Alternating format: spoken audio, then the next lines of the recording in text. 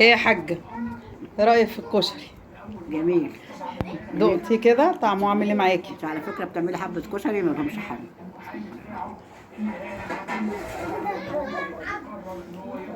جميل جدا. بتحبيه بعصرة ليمون بقى ولا بالدقة؟ هو عليه دقة تقريبا، بحبه بالليمون.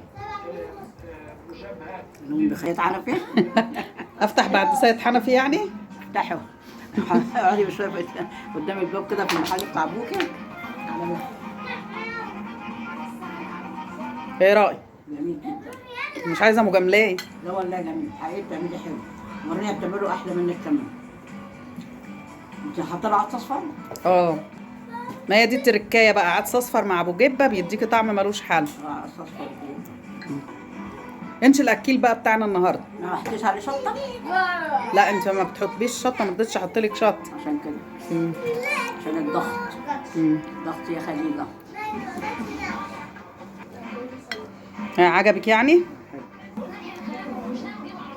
انت بتحبيش عليه دقة يعني؟ مش معنى بقى بتحط عليها الصفر يا لما. العدس الاصفر بيديله طعم جميل. أول مرة الموضوع ده. ما هي دي التركاية بقى بتاعت المرة دي. عدس أصفر مع عدس الجبة صح؟ اللهم صل وسلم وبارك على سيدنا محمد وعلى اله وصحبه اجمعين. زي ما احنا متعودين نبدا الفيديو بالصلاه على الحبيب، وندعي لامواتنا بالرحمه، وادعوا لامي ربنا يطول عمرها وما يحرمنيش ابدا منها. اوريكم عملنا زي ما شفتوا كده، خليت امي عملت تيست للكشري بتاعي بس باضافه بسيطه جدا هتودي الكشري في مكان تاني. عندنا كميه بصل كبيره حسب اختياري، قطعناها ورشينا عليها معلقه دقيق. معلقه الدقيق بتديها سنه القرمشه الجميله دي اللي هتشوفوها. شلنا البصل وسيبنا جزء منه، وبعد كده رحنا حاطين العدس الجبه اللي احنا نقعينه منقيينه وغسلينه غسله حلوه ونقعينه في ميه دافيه.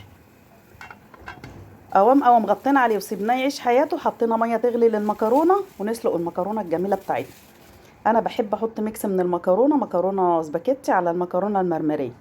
ودي الدقه بتاعتنا اللي احنا هنعمل بيها الصلصه، توم وبصل من اللي احنا محمرينه، بيخلي طعم الصلصه تحفه.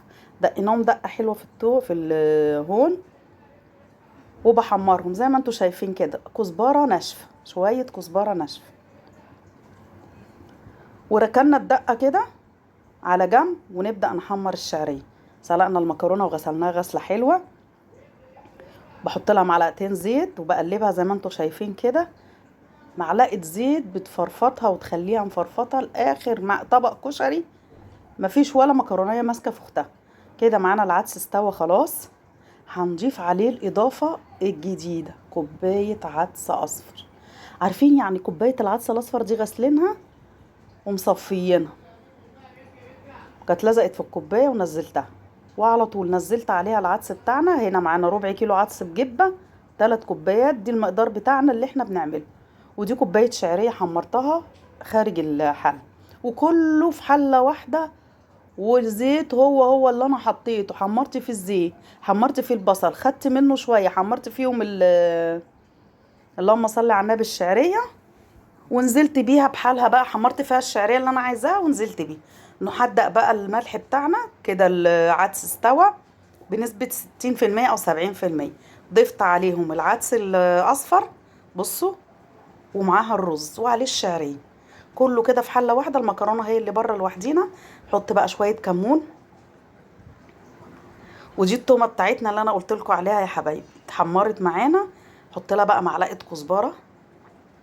معلقه الكزبره دي بتخلي طعمها تحفه، مع معلقه كمون وشويه خل.